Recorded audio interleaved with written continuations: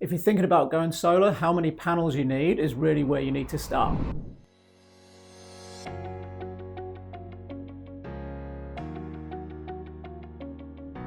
Hi everyone, Dan and Matt here from GI Energy. Today we're talking about how many panels do I need? So this is a question probably that we get asked less now since the rapid emergence of batteries. Everyone's talking about how many batteries, what size they need, and kind of forgotten a little bit about the panels. But it is still important. It's still obviously a critical part of your system. So if you are considering purchasing solar and battery, it's worthwhile spending a bit of time on this. Yeah, for sure. Not just with batteries getting more popular, but also with VPPs getting more popular. What that really means is that you can grid charge your battery for very cheap and sometimes nothing. Yeah. So it's quite easy to forget about panels because you don't necessarily need them to charge your battery in the middle of the day and then export it later at night for a lot more money because your VPP can take care of that for you.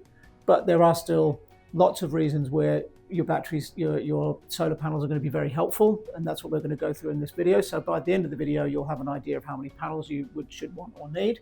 Probably worth a little bit of history there. When I first started in solar, 2009, I remember the first solar system I organized was 2 kilowatts.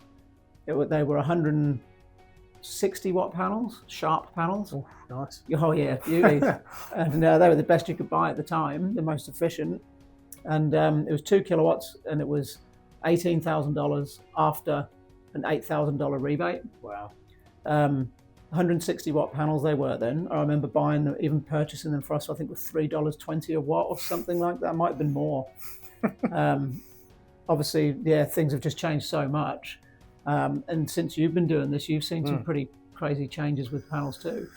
Yeah, I remember when I started doing it, the 250 watt panel, I think it just moved from like a 230 to a 250. So I remember you were always like, oh, the 230. I don't remember what the brand was at the time, but yeah, there was a few obviously going around at that point. They're probably aren't around anymore. But yeah, it was sort of like the 250 watt, and a lot of people looking at, say, a 12 panel system, so a 3 kilowatt system. And I remember when we actually installed a 5 kilowatt system or even a 6 kilowatt system, it was like something you get really excited about. Big back then. Yeah, and it felt massive. And that was still like, you know what I mean, 25, 26 panels like on the roof. Yeah. So yeah, in a decade, that's gone from an average system of 3 or 4 kilowatts to now, even on a single phase home, at least 10 kilowatts, if not 13. And a lot of those rounded numbers would obviously occur because of inverter capacity. Now the battery's involved, it's more obviously designed a little bit differently. So going from a 250 watt panel in 2015 to 460, 475 in 2025,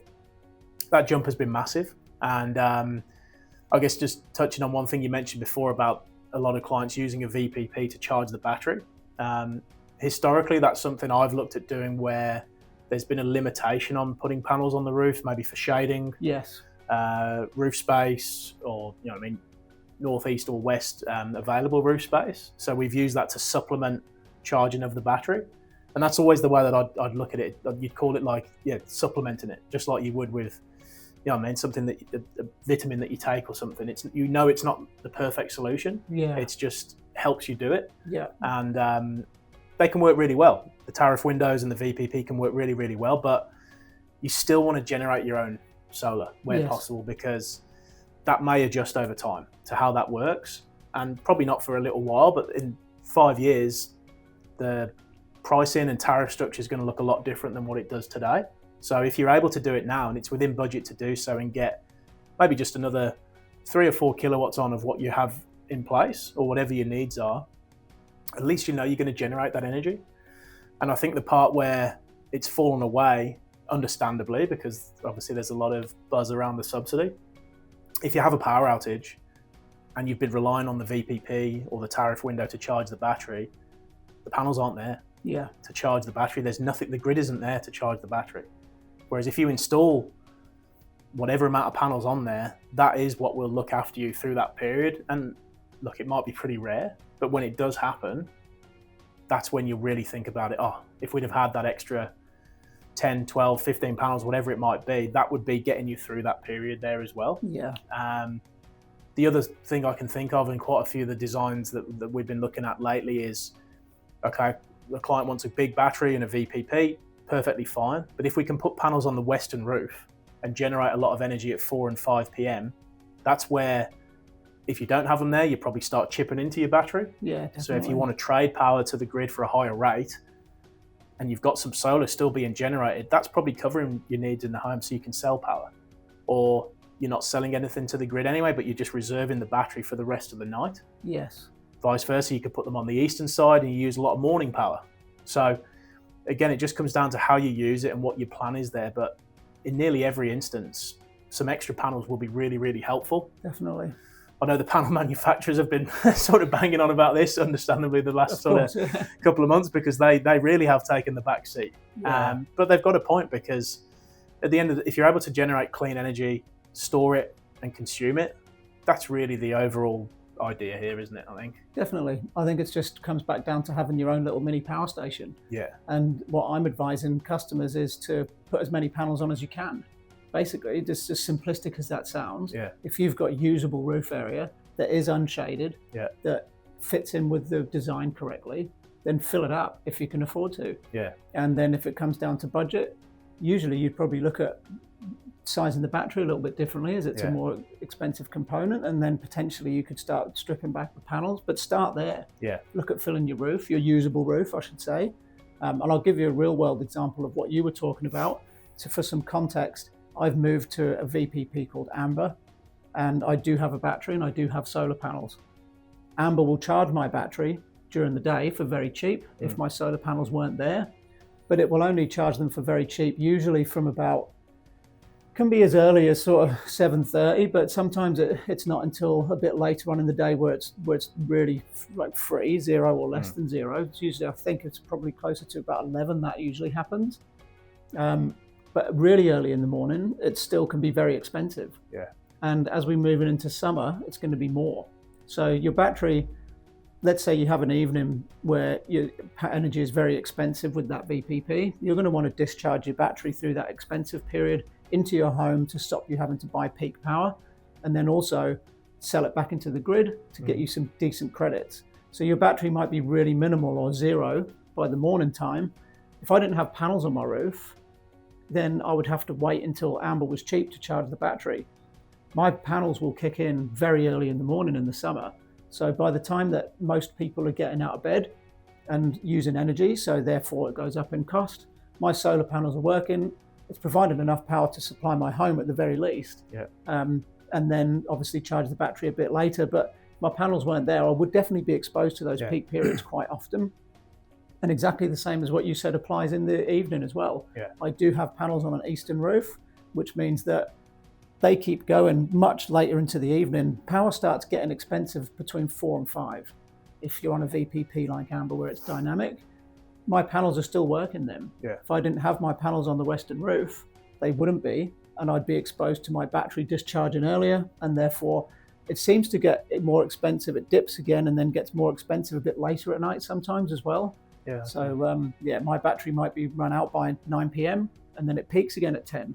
Maybe because those batteries are coming offline now. Because obviously this big, like a lot of people there's a larger capacity on that platform. So if that's all potentially being exported, and for that sort of modest size battery, by 8-9 o'clock, a lot of those are probably discharged. Yeah. And then there's a bit more obviously demand on the grid again. Peaks up again.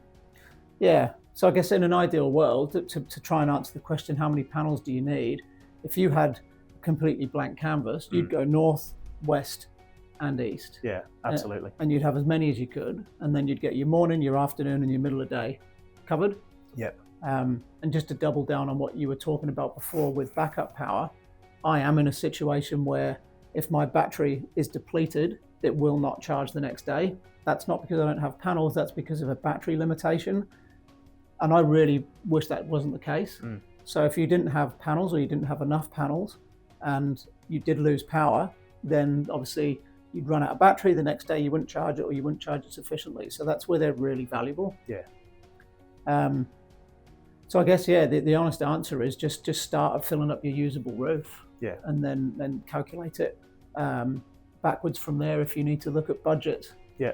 The only other thing I'd say also is what seems to have been forgotten is making sure you're getting a good quality panel. Yeah.